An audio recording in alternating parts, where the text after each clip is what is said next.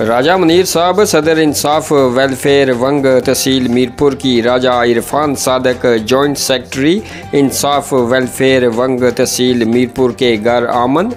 ओहदा मिलने पर मुबारकबाद दी। सियासी और तंजीमी अमूर पर गुफ्तगू। यूनियन कौंसिल की तंजीम साजी में नौजवान कारकुनों को शामिल करने पर इत्फाक।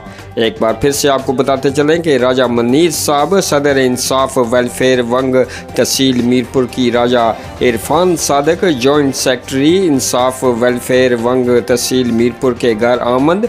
ओहदा मिलने पर मुबारकबाद दी। सियासी और तंजीमी अमूर पर गुफ्तगू। यूनियन कौंसिल की तंजीम साजी में नौजवान कारकुनों को शामिल करने पर इत्फाक।